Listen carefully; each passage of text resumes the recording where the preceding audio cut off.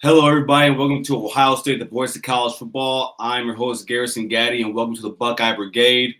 As you see, it's not just me here. I guess a star-studded cast. A few names you might know. I definitely know more than my own. Let's start with you, Mike. Everyone, please just tell everybody who you are, where they can find you, and why you're so happy to be here with me. Yeah. I'm Cleveland Mike. You can find me on the X app at 216_wildboy. Garrison hit me up, man, and said he was looking for an all-star cast, man. So that's why I'm here. And you can catch me right here on this channel on the Voice of College Football. I'm Chris. I'm really easy to find, so you can find me anywhere. But no, I'll never turn down an opportunity to talk Ohio State football, especially like right now. It's so fun to talk about Ohio State football because like we're national champions, so like no one can say anything to us, and not even Michigan fans. So, yeah, I'm just happy to talk big Buckeyes. I'm Juck on Bucks. You can find me there just about every day. I'm used to talking to myself, so I love it when I get a chance to come on and talk with some friends. Yeah, and Juck got like the dopest background in podcast history. Look at that. Yeah, no, dopest in the game. Dopest in the game for sure. I just got a boring helmet stripe. I got to step my game up. But and I look like I'm in a closet. Yeah, so B Moses. You can find me on Facebook. Buckeye Sports Talk with B Moses. Same on IG. Buckeye Scoop. I go live every Sunday at 6 p.m. with Funky Buck. We got a show every Sunday. Let's see what else. Twitter, BMoses30. Yeah, I'm everywhere, man. Also easy to find. Very easy. I think everyone here is. And of course, everyone, I'm Garrison. You can find me at Buckeye_Gaddy on X, and also on Mondays and Thursdays on Ohio State Primetime and the Call-In Show. And actually, found this out yesterday.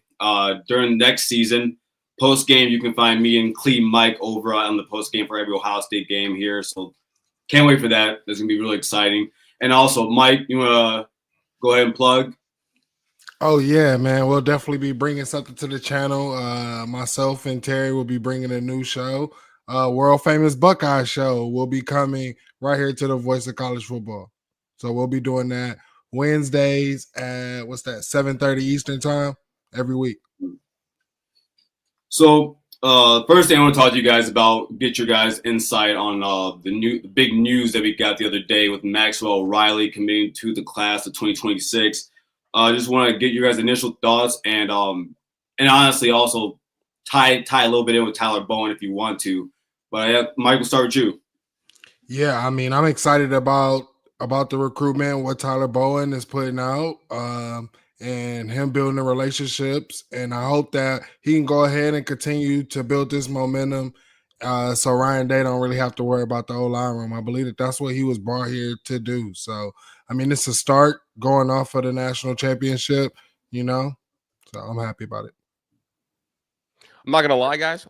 I think like when Justin Fry was here, and I love Justin Fry, obviously, like I value him as a developer, but like everything in recruiting was like so difficult. Like everything was so hard. It felt like every like slam dunk recruitment had like a chance to go like left or right. And while like in most cases this wouldn't be like a huge commitment, a huge recruitment, it's just like kind of a breath of fresh air landing the kid that you're supposed to land. Juck and I used to talk kind of at great length about a lot of the Ohio kids that maybe weren't being recruited as hard as we would have liked, and a lot of the linemen that we think we should have landed or could have landed and then didn't.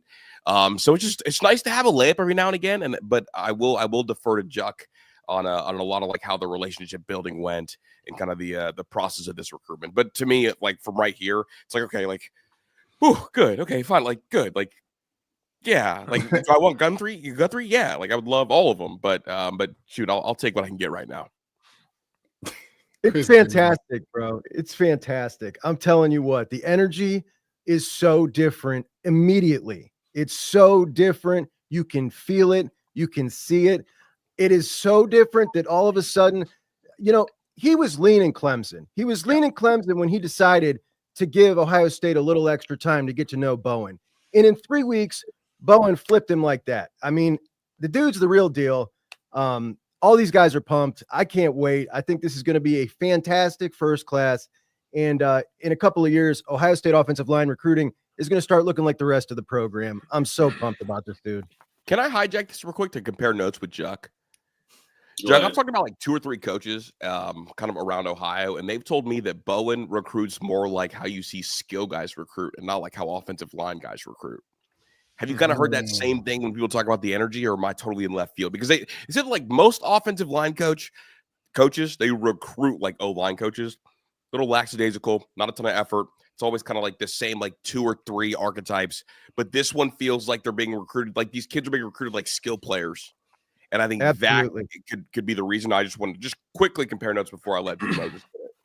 Absolutely. You know, in his age, man, I mean, dude's only 35 years old too. Like he's 35, Yeah. Played the game. He's 6'7". Like, you know, he's a big imposing dude. He's just relating to these guys. They're excited. They want to play for him. Obviously, it's not hard to sell Ohio State to an Ohio kid.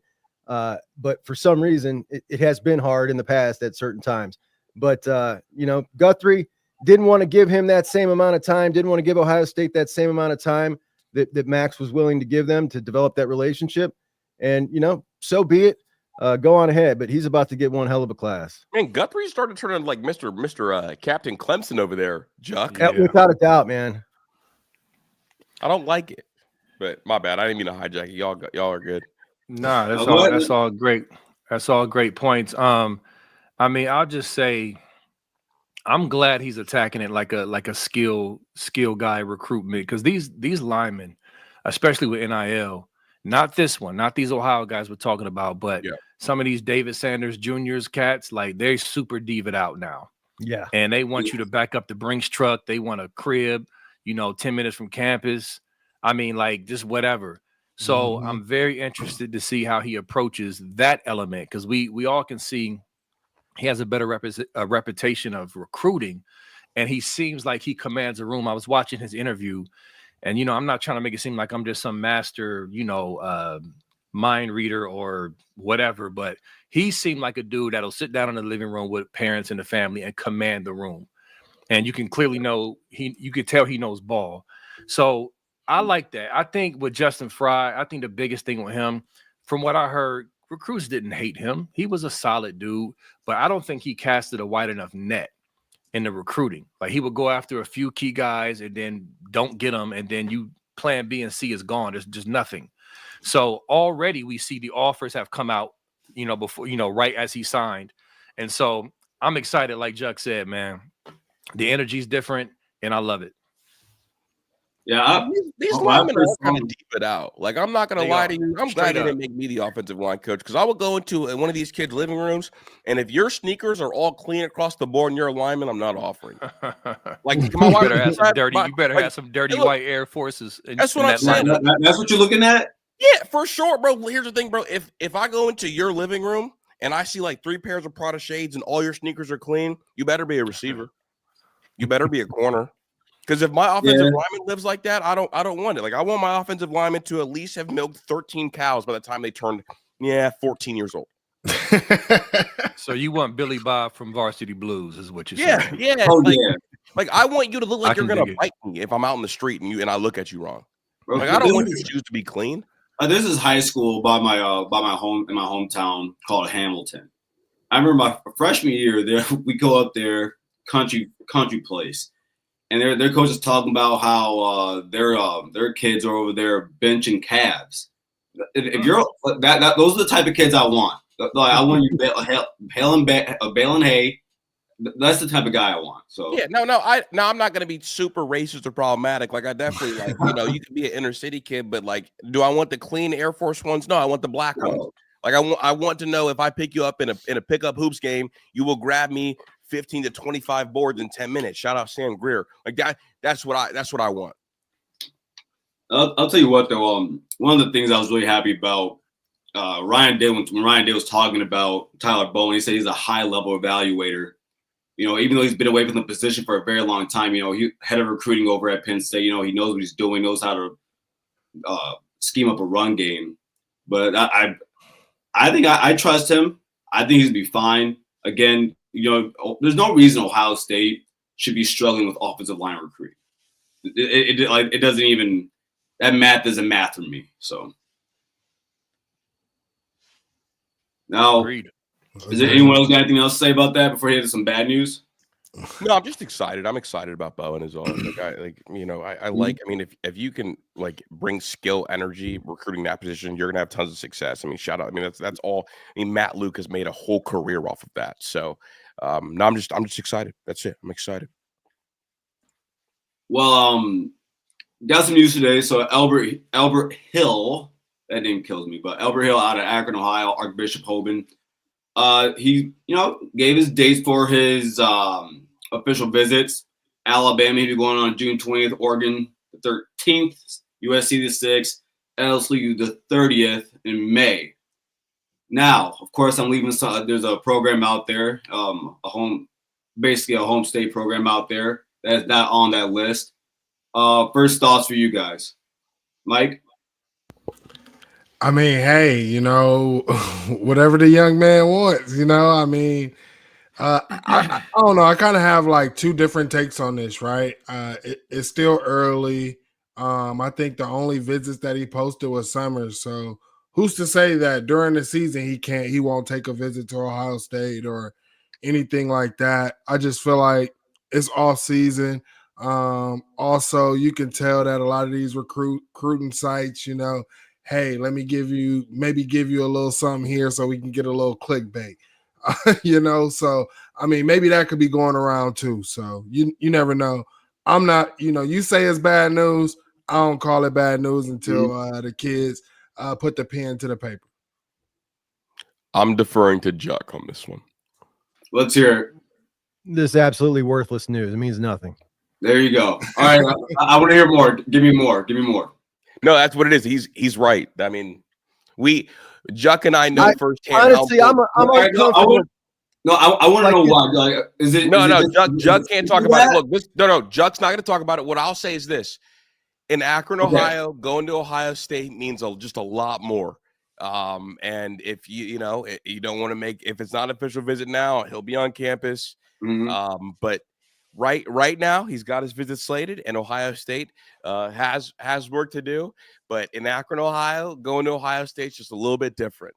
Well, we're gonna go ahead and here's the thing. Then let me ask a question. Because this is what first came across my mind when I saw this. This part, like, say if I'm, like, you guys know I'm from the state of Michigan. Yeah. Now, say if I get offered by a bunch of schools, right, and knowing that I can go anywhere in the country I want to. Of course, there's the team in Ann Arbor and Michigan State there. Do I really have to take an official there when I can go there whenever the hell I want to? Now, does any of that have to play in there? Absolutely. Yeah. I mean, he's been to Ohio State like 14 times, but he's still going to take his official. Right. However, there may be a message being sent by scheduling those all four at once. I know that there's a lot of people in state that aren't really happy right now with the maybe lack of attention that in-state players are getting, or maybe a little more love getting shown publicly to out-of-state players. You never know. Things like that might have something to do with it and whatnot, but it wasn't a good look when, I don't know, what was it, like 3 days after the dead period, Ryan Day was in Georgia, in Florida, taking pictures with Derek Cooper, taking pictures in Mississippi with Braylon Womack, and Dan Lanning and Kalen DeBoer were in Akron, Ohio. You know what I mean? Like, that's not a good look. Lincoln Riley too. They were all here. Yeah, I'm just not concerned. I mean, y'all pretty much said it all. He's been here before. We're right down the road. I'll be shocked because some people responding to this when this broke earlier, they just thought it was just a wrap. I'm like, dude is going to take an OV here. I have no doubt. Like, I'll be shocked if that doesn't happen. So I'm not moved for real. I know Chris said Ohio State got some work to do, and I'm sure they do. But at the same time, plenty of time left. I'm not tripping. I don't know. I've seen this recruiting game for years now, and stuff just doesn't move me like that, especially this. Yeah, I don't want to get Facts. I don't want to get anybody in trouble, but there is this weird thing that goes on with Ohio State football where they operate.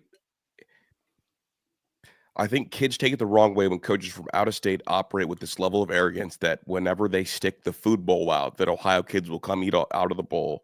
And Elbert Hill is a kid that's good enough. Rock Hill is a kid that's absolutely good enough for that not to be the case. And if the kid wants to be a Buckeye and feels like there's not enough love being shown his way, then he did the right thing, scheduling all these visits, because I mean the message, while people may think it's played out. I've talked to plenty of Ohio coaches that feel like maybe this current coaching staff doesn't get it quite the same way that the Urban staffs did. But obviously, like if I go and say that a bunch of times, people are just saying, "Oh, you're just like an Uncle Urban truther." But Ohio State has work to do, and do not get it twisted. If Rock Hill ends up anywhere else other than Ohio State, it is a massive, massive failure by the staff and the staff alone. It's not because the kid wanted to be different. It's not because the kid's a diva. It's not because the kid's not good enough. It's because the staff failed and operated with a level of arrogance. With that being said, I fully expect the kid to end up at Ohio State. Let me I'll add to piggyback that off with of that this. being their failure. Go ahead, Mike. I No, want I'm to just saying, piggyback like, off. No, let Juck build off Go that. ahead, Juck. We talked to Juck and I talked to people like in sub circles, I think. No, go ahead. Yeah. Rock's dad grew up and went to school with Nate Clements, like his best friend. Cousins with John Hicksey, right? We're talking like cried when his kid got an Ohio State offer. Like that's the kind of family we're talking about, just so we're all clear here about what kind of family we're talking about. So to Chris's point, yeah, this will be a massive failure. No, I think Ohio State has, I think, put it out there. I mean, publicly has said it, Ohio isn't fully developed, because they don't have spring like these other states and stuff like that. But what's really telling and kind of what hurts that message that was put out there is when you have a guy like Matt Patricia who says, yeah, when you look at the NFL and you see what state those guys are coming out of. And yes, you can talk population, Florida, population, Texas, population, California. When you're not talking population, you really have to look at Ohio when we're talking about NFL players playing, and they didn't all just go to Ohio State. Some guys went to a smaller school of a Cincinnati and still made it to the NFL, being from the state of Ohio. And I just think that Ohio needs to stop getting downplayed, because all these other schools, yeah, you could say, oh, they're, just putting out a spoon or whatever, but they can possibly see this as well. The talent is there in Ohio. And here's my thing. If we are developed here, development you, I don't care if they're, just a step behind those guys. It's a different fight from Ohio guys, and you saw it come up clutch in the Texas game, that different fight when that guy had to push it to another level to close the game out. No, I'm right with you, Mike. And think about the Midwest, right, when it comes to talent. And I mean, and just real quick, on Hill, I've told everybody, like for me, when it comes to, kids in Ohio, the top talent guys, like the top 10 guys leaving the state, if they do, there's also the point of the truth of the matter is that we do the same to other states who have less talent than we do. You go into Indiana and take their best kids. It's not like Indiana's littered with talent all around like the state of Ohio is. Then you just think about the region. State of Michigan isn't littered with talent that like Ohio is. Illinois, they have good talent, but it's not the same that Ohio has. Wisconsin, no. Pennsylvania, closer, but no. So it's liable to happen, man. But I do believe that what Urban said, you got to keep the top 10 players in your state, top 5 to 10 players. So that's what I would hope they do. Yeah, I mean it's Elbert Hill. That's the best kid we had here in a while. That's the best kid we had in Akron in a while. So yeah. You're Akron. You feel away, don't you, Chris, with the Akron vibe? Yeah, man. What you mean? I mean, here's the thing. Me and Juck are both from Akron. I didn't know Juck was from Akron, but yeah, man, we're talking about a kid from our city here. Like this would be devastating to me, bro. Yeah, man. I'm talking about like basketball season. Like I texted Juck on a Friday night, like, hey, I'm about to go watch Hoban. Like, hey, I'm about to go watch Hoban again. And you go out to these games. Like, we were both at Walsh Hoban. Everybody in the whole damn city was there, right, Chuck? Oh yeah. I mean, there were so many people there that like you couldn't get cell service. Like that's what we're talking about. And like with Feaster, like obviously I watch a lot of Hoban football. I know Juck does too. Juck's obviously like watch a lot of Savvy football. Like we watch a lot of these places. So it's like, yeah, like I would absolutely feel away. And I would feel away because I know that if he goes elsewhere, which I'm not expecting, I know if he goes elsewhere, it'll get spun like the kid was a diva, like, you know, his family wanted somewhere else, like he maybe wasn't that good, maybe viewed as a little overrated, because you can already kind of see it bubbling now. And it's like, that's not it. Like that kid is Ohio State material. He wants to be a Buckeye. I mean, in Akron, like Chuck, do you remember the last kid like from Akron that Ohio State really wanted that they didn't get? That they didn't get? Shit. Like they get everybody from Akron. No. Even I'm gonna make you laugh, Chris, because it's funny. When I saw this, I was like, okay, let me just, I just went to 247 when I looked at the news and just looking at the prospects and that we have, and I got to Elbert after the news. I'm just like, the human condition is to naturally go negative, right? Mm-hmm. I started thinking to myself, why would we want him? And I stopped myself. I stopped myself. Cope. What I'm saying, bro, it's like Akron, Cleveland, like those kids. Yeah, like I stopped myself. I said, I don't want to be like one of those guys that were, trying to find every negative reason about Kyle McCord and have Devin Brown start. Like I don't want to be one of those guys, Chris. Right? So I stopped myself from doing that, and I was proud of myself.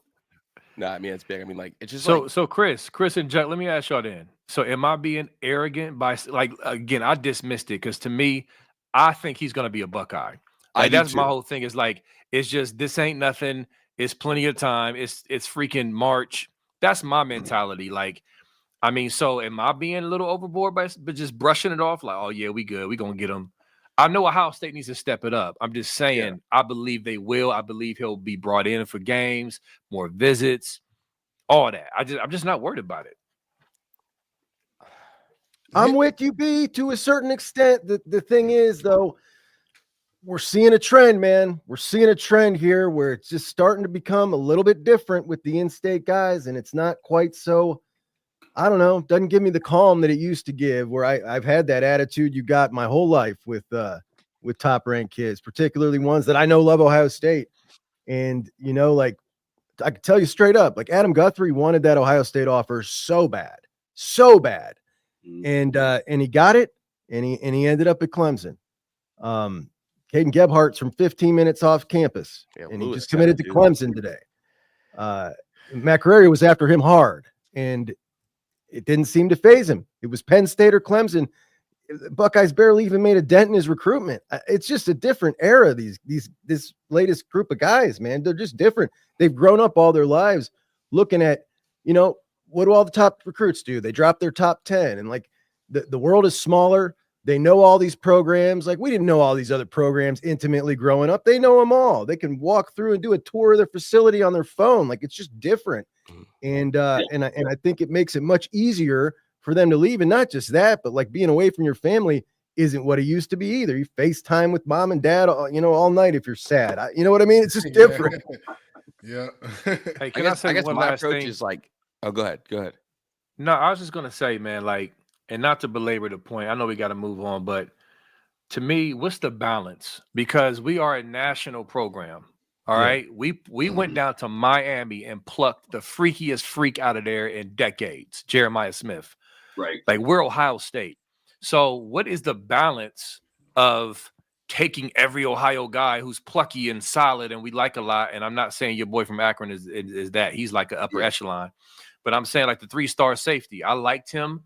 But what's the balance of, hey, we got another Caleb Downs type kid we can go after in theory over this kid just because he's from Ohio? I want Ohio kids. Don't misunderstand me, people. I'm just saying, what's the balance of being the national brand that we are and going after maybe a better kid on our radar as opposed to a 3-star in our backyard? It's kind of a rhetorical question. You can't really answer it, I guess, but that's where I'm I'll give it my best answer, B. Moses. All right. we better land the kid that we're going to get, the first kid. Like, because that's I think my issue with the whole offensive line recruiting thing. It's like we would put off these Ohio offensive linemen because we want this kid, and guess who doesn't come to Columbus? This kid, and the Ohio kid goes somewhere else.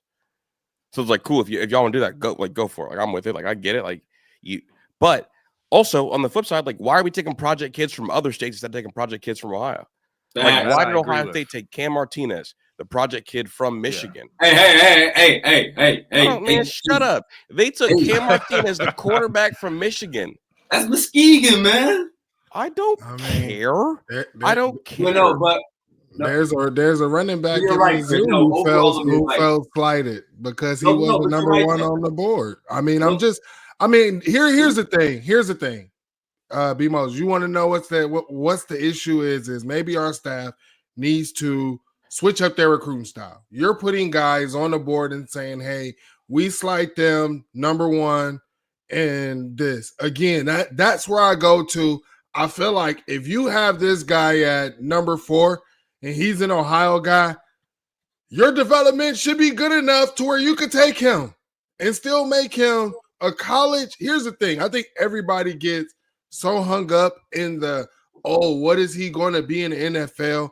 I don't care about it. I want a dog. I want somebody. I tell people, especially with the O-line, a guy like Jacoby Bourne, we knew what he wasn't going to do anything in the NFL, but that dude got hurt going up against Alabama, and then came back in and didn't miss a beat. It's just different. It's different. And in the portal era, it's like, why wouldn't you want Ohio kids that are more likely to stay here longer? Mm-hmm. That's the other part of it. But we don't have to. We're just beating and this, go through the development go through the development. They don't mind it. We're beating it to death. Just know that all want Ohio kids. If Rock Hill does not end up at Ohio State, block me. And as someone be the worst person on the app. As someone from the inner city, there's hella talent out there. But again, we just got to get the resources and the development resources around these inner city kids too. Right. I mean, what? I mean, Tressel did. So that's my goat, man. Before we get to the other half, everybody, just a reminder: get your business, product, service, or personal brand to the next level by partnering with the voice of college football. See what our partner Win Agency has to say about us and the sponsorship experience. Let's discuss how you also can reach your target market. Contact us at sponsorships at bocfb.com. Again, that is sponsorships at bocfb.com. So, guys, we're about to start spring here. Exciting time, I believe so. So when I played the game, I used to love just spring practice in the state of Michigan. We did have that for at least my school. But I want to know, what are your expectations from the players going in, I guess, for the first few weeks of practice? Or coaches, too, also. I honestly I want all the young guys that got a lot of extra practices because the Natty run, I expect them to kind of be ahead of where they would normally be just because of those extra practices. But I also know that, like, naturally, like with a new defense, it's gonna be a little bit tougher. I honestly, I just hope that we're hitting and just playing hard. I have no real expectations because it's like everything that I hear or that Juck hears or that B-Mos or any of us hear, it's all going to be like secondhand information. So I'm just hoping to hear that the guys are flying around is all that I'm hoping for. Yeah. So I'll jump in. Like, what I'm hoping for, and I agree with all that. I mean, because that's just, that's what we want. We always want that. But I want the claim that Ryan Day and the other coaches are making about the total reset, the total gutting of the championship. Like, y'all ain't win nothing. They won it. Y'all didn't. Reset, lock in. I want that to be more than just coach speak. You know what I mean? I want these young boys to truly embody that, because in my opinion, we know how hard it is to repeat, y'all. We know how hard it is, but to me, it starts with a mindset, and it starts now, like now in mat drills and winter workouts. That's when it starts to get ingrained in you. So I'm truly hoping that they really cling to it, because to me, that'll go a long way, during the season, man, for them to lock in and not be drunk off the champagne from 2024's championship. Nah, you go get yours.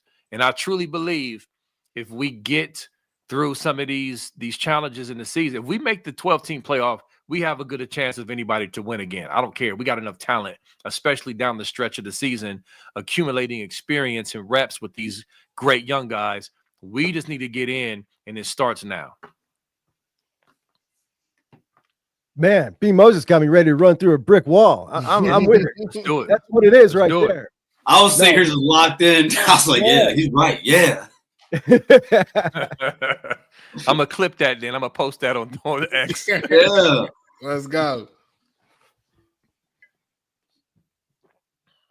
No, I'm with you, though. I want to see these young dudes really getting after it. Like Chris said, flying around. Same thing with the mindset. 101st returning production. It's true, man. There's a whole lot of guys on this team that this wasn't their team. And even the guys that contributed a lot, they could have a pretty big chip on their shoulder because so much of that postseason was about those seniors, that class of 2021. Like, they were the dudes. They were who that was about. And, if I was one of the guys that contributed a lot, it's time to go get mine now. And I believe it. I believe that's what's going on. I really like the way Day's taking the approach. Man, like, he's not backing down. Like, we're going to win this thing again. I love that. I wasn't sure what we were going to see, but he is all the way in on that, has been since they did the celebration. And that is just like, that's awesome. It's like he's got a different air about him, and you can just kind of feel it. I love the fact that he's referencing studying Saban and how he went about things, keeping the run. Like, when I heard that, I was like, oh man, this is getting good, dude. This is getting exciting. Yeah, and kind of to piggyback off of what Chris was saying earlier, man. Anybody who knows me knows any offseason, what I'm going into is going to always be rotation and depth. That's what I want to see. Last year I was worried about our depth on the O-line, and the simple fact that guys like Luke Montgomery, Austin Saraville, all of those, Carson Hinsman, all of those guys continue to grind. And just hearing the story, like Luke Montgomery just said, I was just kept working, or I fell here, but I just kept grinding. I need to know that all of those guys are doing that, because if this team has depth, this could still be a scary team. I was Sure. I was going through their projected depth chart today. I was looking at it, and I was like, holy crap, man. I think most of the guys that possibly could start, I was just counting it up, more than almost 60% of that is going to be freshmen and sophomores on that depth chart. There's only about 7 guys that are seniors on the team that could possibly start. Do you think how much of the young production do you think there will be this upcoming season, or do you think there won't be much at all? I mean, I guess define young player. You mean like the freshmen and sophomores, or like the guys who have... Let's say the sophomore class right now. Let's say the sophomore class. JJ and JJ and San, if he's the quarterback, that's enough. Yeah, McLean, Houston, Peoples probably. Mm-hmm. We said JJ. Because other than that, the young guys, like Arvo Reese is going to be a junior, but he's like. All right. So I have a hot take. I do have a hot take because there's a name you guys haven't said yet. So I'm happy you did it. So I have this hot take that by the end of the season next year, it would not be he might not have the second best stats on the team, but it won't be crazy to say that Mylan Graham is possibly the second best wide receiver on the team by the end of the season next season. To that you say, I know, Mike. I know. That is a hot take. I'm good for, and I'm good for these. Brother, we got to stop calling bad takes hot takes. No. See, that's what I'm saying, bro. If I'm right, I'm going to tell you why you're wrong, because Ryan Day already came out and said in 4K, BI is next man up. We already know JJ going to be outside. We already know Carnell Tate going to be the other guy. I mean, so. And I mean this as respectfully as possible, because I think Mylan Graham's like a talented player. Like if someone like held a death beam to me and said, "What's more likely, Mylan Graham being wide receiver?" I didn't say wide receiver 2. I didn't say wide receiver 2. Okay, so if someone held a death beam, that's what I thought I'll second most production, bro. That's why I didn't say second most production. All right, so okay. You got to be more specific, G. What are we saying here? This is exactly what I said. No, hold up. See, and here we go. Here we go. How are you? Here we go. You did this. No, this is a tag Garrison. It is fine. It's fine. Listen, I said by the end of the year, it wouldn't be crazy to say he's the second best receiver on the team. I'll give you an example. What does best mean? As in talented. Like you can tell he has more talent than that guy. You can tell that he's just better than that guy. So if bro has your hot take is the subjective criteria at the end of the year. No, okay. I'm gonna give you an example, a great one.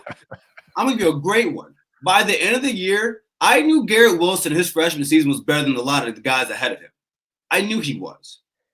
By the end of the year, Garrett Wilson was the man. Thank you, Daniel. Thank you, Daniel. That's the problem. Thank you, that's Daniel. The problem. Wait. Thank you. That's the problem. We think everyone takes things as disrespect. No.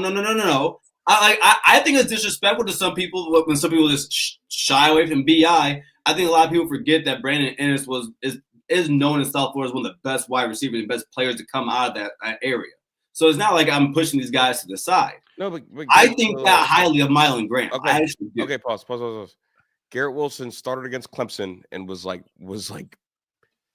getting a lot of targets in that game. So are you telling us, since you use that as an example, that Mylan Graham is going to start in the first playoff game? No. All right. Can I step in and try to play interpreter here? This is what I think you're saying. You tell me if I'm wrong. This is what I think you're saying. This is what you're saying. Mm-hmm. Mylan Graham is going to make some plays throughout the season that is going to be so wowish and flash his talent, his speed, and his dynamic abilities that even though he's not number 2 in the depth chart, we're all going to say he's the second best receiver because of the ceiling or the possibilities of his talent once he gets more reps. Is that what you're saying? I appreciate you being able to interpret my Spanish into English, but yes. That's what I figured. So that's fine. So Garrison is one of those. So we have established on the Buckeye Brigade that Garrison will be the one who will always be clinging to the new shiny toy. Whoa. And he will look at he will look at the starters as the antique. All right. So Moses and Juck, I want you guys to know this. All right, this is very ironic coming from Mike and Chris right now, because when I first met them, they didn't like me because of my Kyle McCord takes, and I kept telling them that Devin Brown will never be the actual quarterback at Ohio State. Wait a second. You're not going to lie on me. That's not what happened. No. This is not what happened. Hey, may C-Ball be my witness. May C-Ball be my witness. You got up.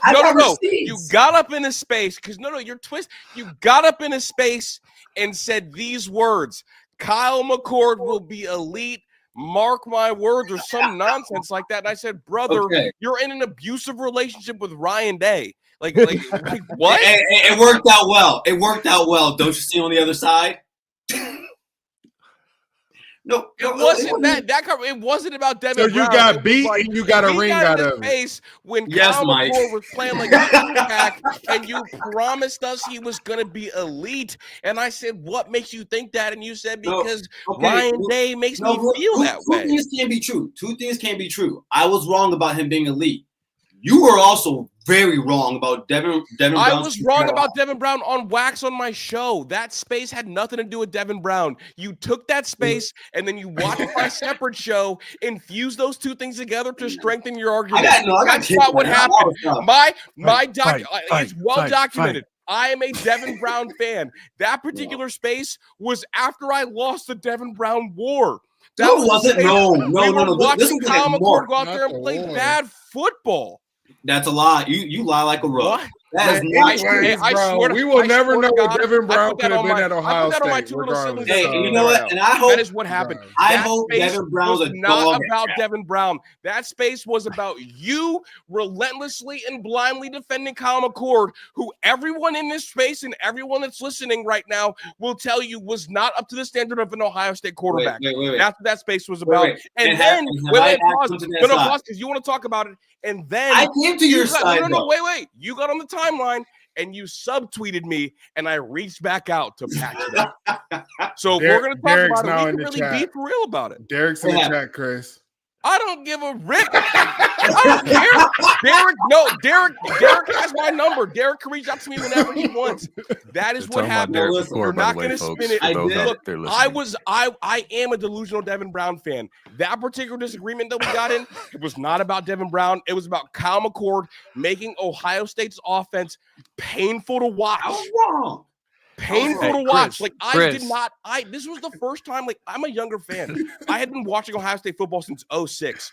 This was the second time in my lifetime it was painful to watch Ohio State's offense, and you got on the microphone and told me that it wasn't painful. I'm like, yes, it was.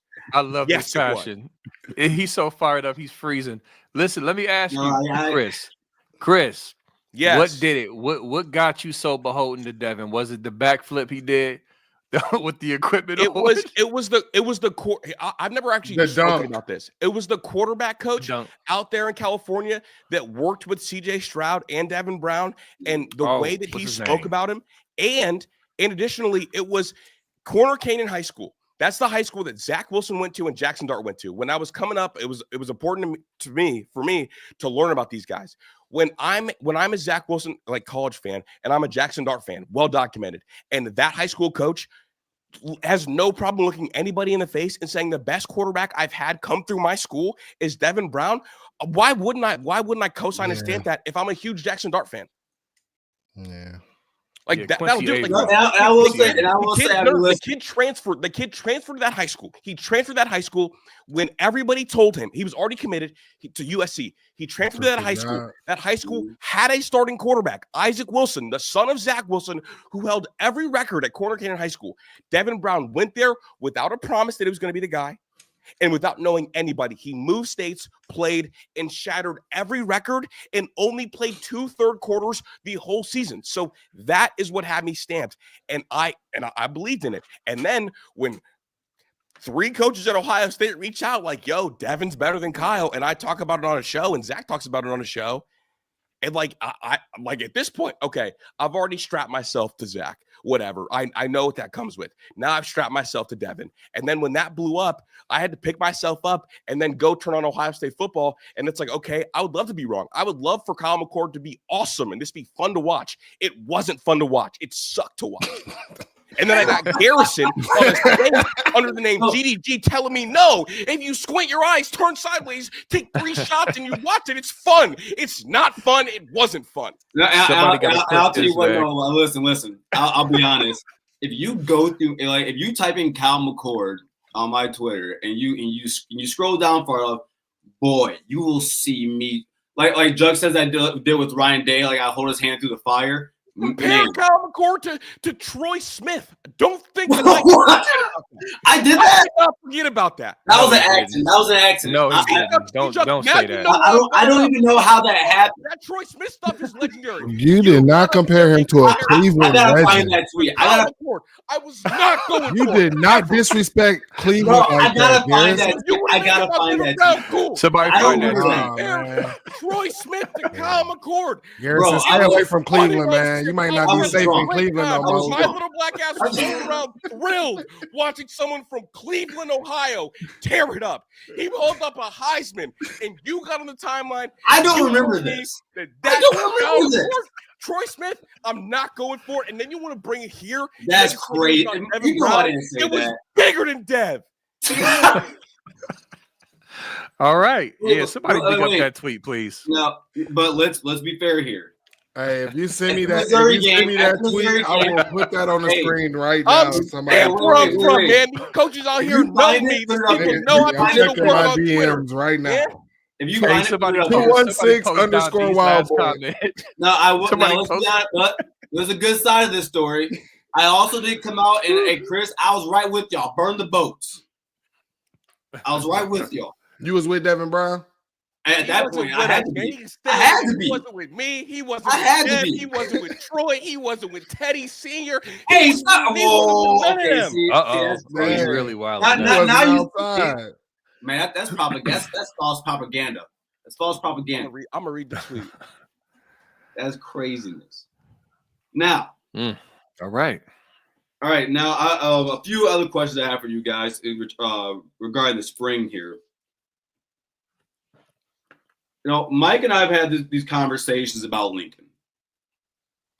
And I want to get you guys' thoughts on this. And this is just projecting, but I think it's a fun conversation to have. If I told you that Lincoln Kienholz was 85% of the passer that Julian Sand was, so let's say he throws 67% around there, would you be okay with starting him over Sand? Hold on. You said 85% the passer saying this, and then you said 67%. Yeah, no, like I'm just like crazy assuming. Let's say Sand threw 71%. I would give him 67. He's saying in between 60 to 70% completion, right? Yeah. There's a whole lot of percentages going on. No. Like let's say Julian threw 71. Let's say Lincoln throws 67. Would you take that with Lincoln's athletic ability? Yeah, with his athletic ability. I mean, if I know that for sure, yeah, I wouldn't have no problem with Lincoln being my quarterback. Well, that's the question, Mike, because that's what I want to know. How athletic is he? I know we heard about his South Dakota, glories, and I just personally have not seen. He's a verified plus athlete. Like, he's got a verified. Pretty freaky, bro. I'm not saying he's trash. I know he's athletic. I know he can run. I know he's an athletic kid. So he's got a verified. How athletic? He's got a 40, you said what? He's got a verified 40-inch vertical at one of those testing centers, and they have him in the 4.445 range speed wise. Okay, cool. That's great. I just want to see it. It because there's some kids we've seen over the years who all this athleticism, they're so athletic, and they get out there, they just don't look like it. Like, honestly, low key, not to circle back to that, but I was thinking Devin Brown was going to come out looking like some athletic dog, and he did not. That's because Ryan lied to us. Yeah, but no, what I will say, well, out of that, my answer is no, and my answer is no because in Will Howard's time at Kansas State, Will Howard had 3 runs of over 70 yards. In his 1 year at Ohio State, we know he's like a plus athlete. His longest run of the year, I believe, was 18 yards, which was less than Kyle McCord's 23-yard run at Syracuse. And I think he's failing that one. Stands run. So it's like, I don't think like being a plus athlete means a lot being the quarterback at Ohio State, because I think at the end of the day, Ryan Day does not want you to do anything other than throw the ball. So for me, it's always give me the better passer. And it's not like Julian Sand, some sort of statue. So I'd be okay. Nah. Like if it's 60% or whatever percentage that GDG was talking about, I mean, I would absolutely just play Julian Sand. I agree with that take. Do you think this is Lincoln could be in a situation where Devin Brown kind of was with Kyle McCord when in the red zone you kind of play him more, or no? Yeah, I mean, that package was only for Devin because Lincoln was scared to go smack somebody in the middle. Like, that was never supposed to be like the Devin Brown package. I guess we could talk about it now that it's like passed, but that was supposed to be the Lincoln Kienholz package. And Lincoln was having some ball security issues and wasn't willing to put his head down and go hit somebody in a way like that. So that's why it became Devin's, because Lincoln wasn't ready for it. Because Lincoln's a better athlete than Devin. Oh yeah, Devin was never tagged as a dual threat guy at any point throughout his career. It was just kind of how things went. And he bats 500, Lincoln trying to get you out in open space, man. Yeah, Lincoln's more of like I mean, it's like if you were to compare like Lincoln's and Devin's athleticism, it's like the gap between like Braxton Miller and JT Barrett. Yeah, I want to see it, man. And listen, again, I'm not doubting. I've heard all the. I know he's. I'm sorry, Bimo. Hold on, 1 second. Okay. I'm sorry, 1 second. Do you mean that to be a small gap or big gap? I mean, dog, what do you think the gap between Braxton Miller and JT Barrett is? Like a mile wide. Yeah, that's what I'm saying. Like, Okay. I just had to make sure. See, BMO, hey, BMO's man, hey, get your man, bro. He's not being serious today. No. He think I'm a joker, like I'm Matt Rife or something. Oh man, look, I want to see Lincoln in the open field. I want to see him take off. I want to see this athleticism on a college level. Again, this is not me doubting his athleticism. I know he's a super athlete. I'm saying I'm looking forward to seeing it because last time we got to see him and play in meaningful moments was against freaking Missouri, where he had no line blocking for him and knew 3 plays. You know what I'm saying? So I don't have enough to really, I guess, get excited about his athleticism on the field in college. So I really hope we can see it early in the season when we smash who we got, Grambling and somebody else after Texas. So that's just a side note. I want to see that athleticism on display. I wanted him to be our Bo Pabula that Bo Pabula was for Penn State. I really think that if his skill set is how everybody is saying it is, because one thing, I saw someone in the chat said Julian Sain is a dual threat. I do not want Julian Sain taking hits throughout the season. That's what I'm saying. That's what I do not want. But then I also don't want what Ryan did to CJ and put him on the leash as well. So I just believe that Lincoln could kind of be that change of pace when you do need that. But do y'all think that Lincoln stays if he doesn't win the job? That's it, Mike. Like, we heard that interview. We heard, the interview at the Rose Bowl, and he kind of made it sound like, we'll see after spring how it goes, and then we'll take it from there. It wasn't like, yo, I'm 10 toes down here. Like, this is my team. I'm not so sure he will be, but I'm honestly just my point of view on him and Julian is like, there's not a whole lot about Lincoln that I'm excited to see of anything. I'm all Julian saying. I want to see how this goes. When we talk about running the quarterback at Ohio State, I listened to Will Howard and Chip Kelly tell us in 2 separate press conferences this time last year just how important the run game was going to be this year. And he ran less than he ran at Kansas State, which was 4 carries a game at Kansas State. So I'm not buying it anymore. Ryan Day's not going to have that with his quarterback. So, I've seen saying scoot around enough to be able to move in and out of the pocket. He can pick up 15 if it's wide open in a split second. And that's all I want to do. Get down and slide. And I think he'll be real good at that. It's like a Bryce Young thing. Like his mobility is more to extend plays rather than get yards. Yeah. But this on Lincoln, if Lincoln was at Clemson, he'd already be a slot receiver. So I mean, think about when we had Justin Fields. That season Justin Fields had 2 years ago now. I actually had no idea he was capable of something like that. Like the type of runs he was doing out there in the NFL. I didn't think we didn't see that really at Ohio State outside of first game of the year he breaks the long one. Yeah. No, I mean I think Justin had it in him. We saw a little bit. What? The concern with Justin, like that run he had against the Lions, like I was like, the whole game against the Lions actually. Well, Justin is just funny, bro, because me and Mike have talked about it. Justin said that first year he didn't know what he was doing. So the first half of the year he was just out there bull messing. But I remember he got hurt. And so it's and that was the thinnest the Ohio State quarterback room's ever been. Bro, if he went down, they were gonna trot out Chugginoff, and then if Chugginoff went down, it was gonna be Gunnar Hoke, and they did not want that. So Ryan Day on the option. Yeah, Ryan Day has not recovered from that PTSD of the spin move. Justin Fields getting hit on that spin move. Oh my God! Because bro, I'm telling you, man. Me and Chris have talked about this so many times. How I had an argument with Zach in the space about it. Like Ryan is telling CJ not to run. Everybody's like, he's not that. CJ has been an athlete his whole life.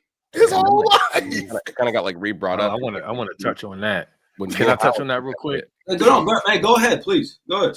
So yeah, Mike. Listen, man. Look, I don't know how much you rock with me, man. You know, I was saying that same thing about CJ for years. What pissed me off is people would try to act like, oh, he a hoe. He don't want to run. He's scared to run. Do y'all remember the Northwestern game with the hurricane winds? Mhm. Yeah. All right. My point of bringing that up is not the runs. He had to run because of the weather. My point of bringing that up is the press conference afterwards. People ignore this. He and Ryan Day both said it was on Ryan Day for him not to run more. CJ said, I went to Coach Day and said, let me run more. Not just the Northwestern game, but just in general. And Ryan Day did not want him to run. Like, CJ was just not some punk who didn't want to run like the narrative stated, and it used to irritate me. Mhm. I'm not saying he's Braxton Miller. I'm not saying he's JT Barrett. He's limited compared to them, but this notion that he's just some soft kid who was scared to run, I just disagree with that. And that press conference confirmed that, in my opinion, and his willingness to run. Remember, his first touchdown was a 47-yard run at Michigan State. Like, Yep. come on. Like, and you see him scrambling a little more in the NFL. I just wanted to kind of just put another dent in that narrative as well, because I used to irritate my soul when cats used to come for CJ like he was some soft, some soft dude. Like, Bro. go ahead somewhere, I was- man. I was doing that. Trust me, bro. Chris and all of them used to be. They knew how to trigger me in the group chats. I used to be in the group chat. That's when I was trolling in that thing too, bro. I was the worst. No, he's like CJ Stroud is like Andrew Luck level athleticism. There we go. Fair. I want to read some Tyler. He said, I got a legitimate Yeah, question, fair. guys. What do you think this year's offense will be at this year? Do you think it's going to be an RPO style offense this year? No. Like me personally, like I think Ryan Day, if you asked him if there's one way you knew you could run your offense, how would you do it? I think he would pick every single year to run his offense like 2021. I think Ryan Day is naturally a guy who likes to throw the ball around the yard. I think his offense, like, and let me know if you guys think I'm wrong here, but I think it's like a three wide receiver scheme. I think he needs, like, not three elite guys, but I think they play off each other very well in his playbook and in the way he does it. I think Julian Sanders is going to be the guy, man. I think the offense is going to look like 2021, 2022. What do you guys think? I think if he wanted to go RPO, he would have hired Joe Moorhead. But unfortunately, guys, I got to run. I got something going on outside. But, I'll touch base. We appreciate you, Chris. See you, Chris. Thank you, man. Bro, thanks for letting me crash out. But no, I don't. I think that, you know, that RPO, that was definitely more chip style. I think you'll end up seeing. I think that there will be some instances where you might have a little RPO, but it being the main thing, I don't believe that that's where you're going to want to go with that. Also, one thing that we heard Ryan Day continuously talk about was the huddle. You know, how Will Howard took command of that. Is he going to trust Julian Sain to command the huddle? Or is he going to be like, hey, us as the play callers, we're going to take command of this. We're going to do this. Because, I mean, also, we know how Ryan Day is when CJ was asking, hey, let me call the plays on the field because of such and such or whatever. He wouldn't let him do that. So, I mean, I'm very interested to see how Ryan Day moves forward with his offense without Chip Kelly. Yeah, I'm also curious because obviously we lost a lot, but we brought in Tyler Bowen for a reason. Tyler Bowen, let me back up. Ryan Day, when he came in, he wanted to, people forget, back when J.K. Dobbins was here in 2019, ran for 2,000 yards. We ran the ball a lot with Ryan Day. Okay, so it's not like Ryan Day just doesn't want to run the ball. I think it really has to do, and even beyond that, remember, a lot of our fans would get upset because, like, why are you still trying to run the ball? Ryan Day wants to run the ball more than we think. And I think in a lot of instances, we threw the ball because we couldn't run it. Think about Haskins. Remember that year? We had to throw it 70 times with him because we couldn't run the freaking ball. Remember that? So I think, and in Maryland, he had to run. Yeah, and then I think he brought in Tyler Bowen because Tyler Bowen has a proven track record of establishing a multiple running attack, being proficient with the zone scheme and gap scheme. That's something that we struggled with. We haven't been really good at the zone scheme run in a while. We've been like you see towards the end of the year in the playoffs, we start doing more counter, more gap stuff, and we started. We did well with that. But I think Ryan Day wants to be multiple because as a play caller, not that he's calling plays now, but that's his pedigree and an offensive mind. He wants to have that multiple element because he can do so much more off of it if we're good at it. And I believe if Tyler Bowen can come in early and establish like some competence with this O-line and with these running backs, I think that's going to dictate how much we run the ball in the offense.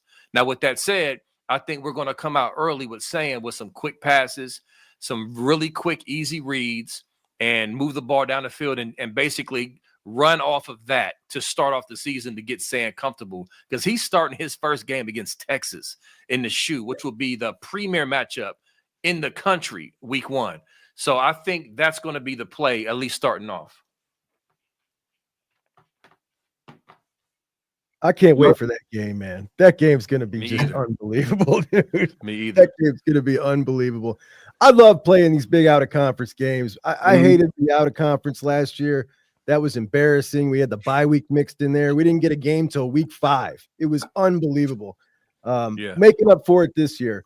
But no, I'm definitely with B. Moses. You know, Day comes in, Urban can't throw the ball. He comes in and all of a sudden you got a passing game and he gets pigeonholed into this guy, you know, right there. He gets pigeonholed to this guy forever that everybody says, okay, he's just pass happy. He don't want to run the ball. He absolutely does.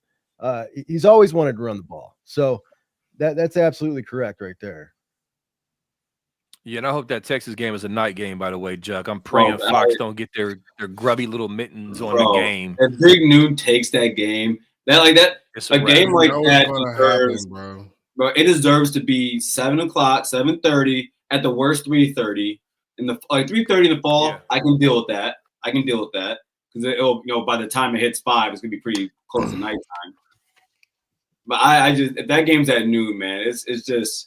I had a conversation with a Michigan fan about this because they're like, why do you guys complain about that so much last year? I said because that affects recruiting. I said how? I said it does. How does it do? If you're a recruit, do you want to go to a game at noon, or do you want to go to a night game, see the light show, and just see the drunk fans going crazy? I like that. That's what I like. But how many of y'all here and on the chat went to the Tennessee game at the shoe? Anybody? Oh yeah, I was there. It was my favorite game I've ever been to in my life. Number 1. Bro. Facts. Listen, number 1 before that game, well, you ain't gonna guess because there's a million games. I'll just tell you. 2017 Penn State, the comeback win. When we rushed the field, JT Barrett, you know, that game was my number 1. That Tennessee game supplanted that spot. I'm saying that to say, reminding people, we're not saying every game has to be a night game. Of course, there's going to be some noon games. Mm-hmm. We're just saying, give us that atmosphere more often than not. That atmosphere was incredible. And I get tired of people trying to act like the shoe is trash. Yeah, the shoe is trash against Tulsa because we're stuck up, arrogant, fans. You feel me? Like, of course. But don't try to act like the shoe is trash against Notre Dame at night or Texas or nothing like that. Please miss me with that. And that Tennessee game was a prime example. In my section, we was trolling Tennessee fans. It was glorious. I'm just saying, come on, man. NBC or somebody take this game from Fox. Please. Hey, you know what, man? Listen, if Peacock. Well, not NBC, no Peacock. No. Right. Be careful what you wish for. Oh, man. Well, before we get going here, guys, you guys got any closing thoughts here? Anything that's caught your eye, whether it be Ohio State football, the football landscape in general? I wanted to just close this out. I know people are seeing, hey, these guys from Ohio State or, these other teams are picking up momentum in recruiting. But remember, Clemson, what was our playoff game, B. Moses? The first round, the 29th? No, it wasn't the 29th. It was 20th. Like the 20th of December, right?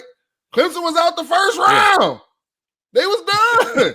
They started recruiting and building relationships on December 21st. A lot of these programs have already been able to recruit. And if you go back, if you haven't, please go watch Coach Key's interview, because if the recruiting style was the whole way throughout the staff during that run, nobody was recruiting anybody, if you know what I'm talking about, bruh. Because Coach Key told Max Clare, I'm not recruiting you. I know everybody going to get you.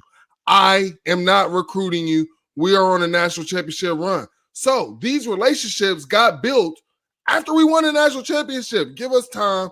It's a long time before that pen got to hit that paper, guys. Great point. Excellent point.